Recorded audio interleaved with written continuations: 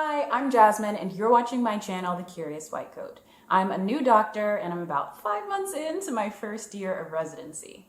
I started this channel because I wanted to share my journey and to help others with also becoming physicians. So to help y'all out with becoming doctors, for this video, I'm going to clear up some misconceptions about what you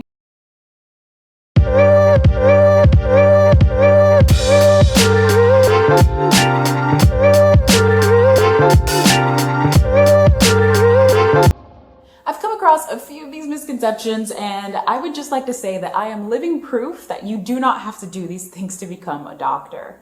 You can also check out my video, The Traditional Path to Become a Doctor, for a more realistic timeline on what it takes to become a physician. So the first thing that I'd like to talk about is this idea that you have to be a nurse first or a PA first, like that you have to have some other healthcare job before you become a doctor. That's actually not how it works. So I never worked in healthcare before this, actually.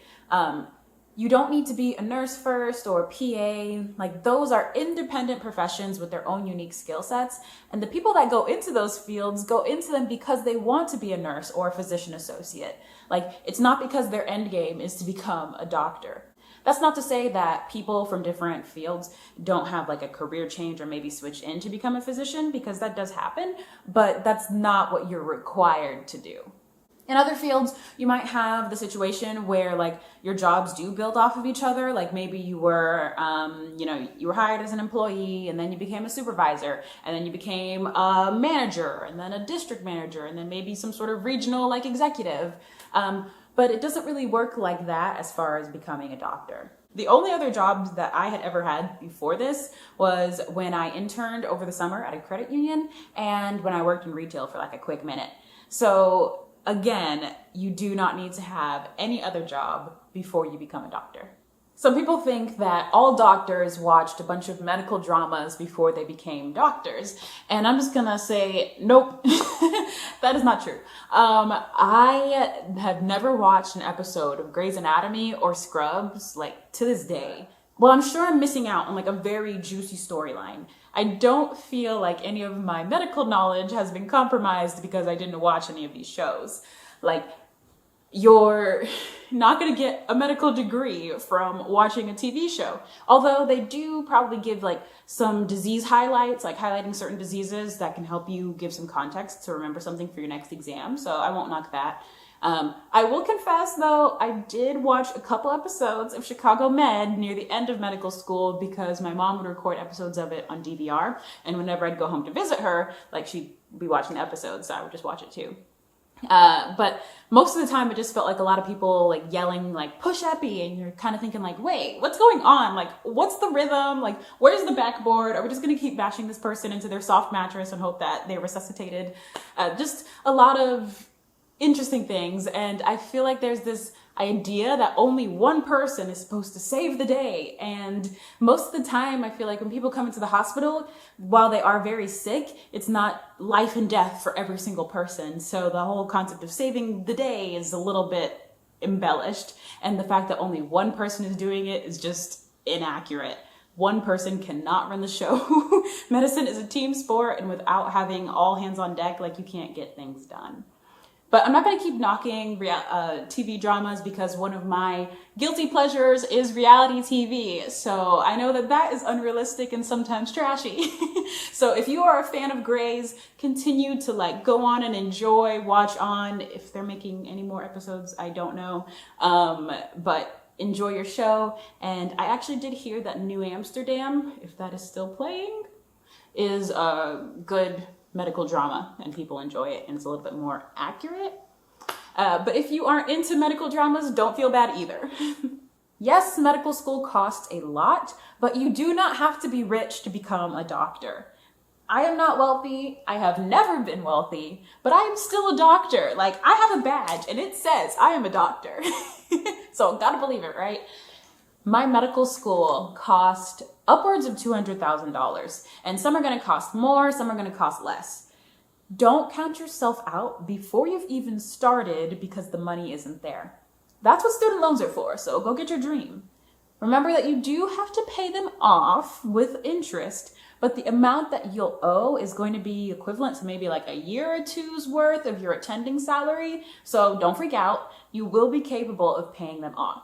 I'm not going to pretend that the student population in medical schools is not filled with people that come from socioeconomic privilege. There are a lot of medical students and doctors that are the kids of doctors and lawyers and wealthy business people and all those other fancy jobs. But just because you don't come from, like, just because no one in your family is a doctor doesn't mean that you can't become one, you know?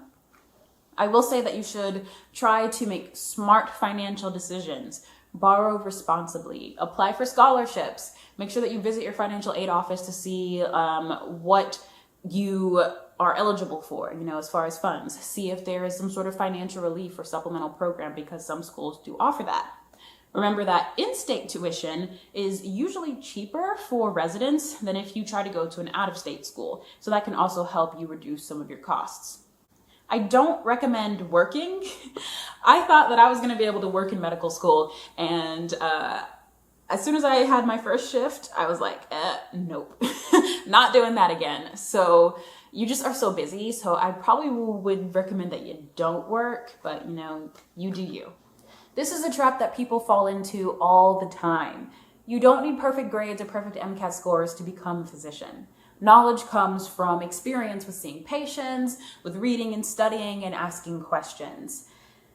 Being a straight A student is not going to guarantee you a spot into medical school. I think more and more there is a trend towards viewing individual applicants more holistically rather than just focusing solely on their grades, especially as we see how biased some of our measurement tools are.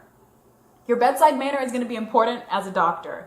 You'd be surprised just how much talking you're going to end up doing throughout the day. So, like, knowing the ins and outs of like inborn errors of metabolism is only going to get you so far when you're having a conversation with people. Is it important to know these things? Absolutely. But it's not the only thing that's going to help you become a great doctor. Medicine is a team sport, so when you're working as a team, you're also working to fill in the gaps that everyone else may have in knowledge. If you feel out of your depth, or if there's something that you don't understand when it comes to patient care, you should always ask for help. If you need to, you consult the specialist, and if you're the specialist, sometimes you phone a friend. So it really isn't necessary for one person to know everything there is to know in order to be a doctor. This next one is interesting to me, and I'm not going to get deep into the weeds on this. We've all heard the debates between religion versus medicine and spirituality versus science, but the truth is that many medical students and doctors come from all walks of life, and so do our patients. Hospitals have chapels and worship spaces that people can choose to use or not. There are chaplains or spiritual guides that are available to connect patients to resources for any spiritual need that they may have. You'll even notice that there are organizations like Muslims in Medicine or CMDA. So if faith is something that is important to you, you can join these groups or even create your own. In order to become a doctor, you have to major in biology in college. Nope. All you have to do is complete the prerequisite courses for medical school and you are golden.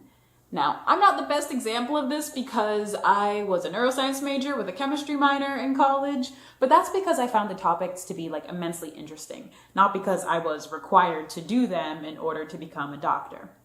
And in addition to those classes, I was also taking courses in music history, keyboard, choir. To me, it was just a good fit to be able to go to my biochemistry class and then go to my jazz history class and then go to English literature. That just is what worked for me.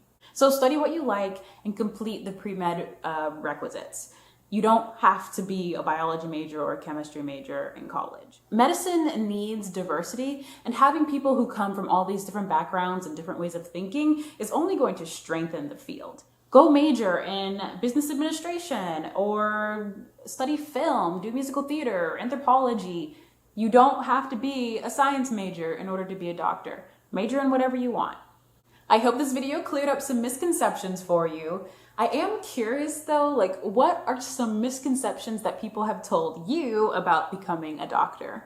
Make sure that you do a little bit of research when you're listening to different people giving you advice.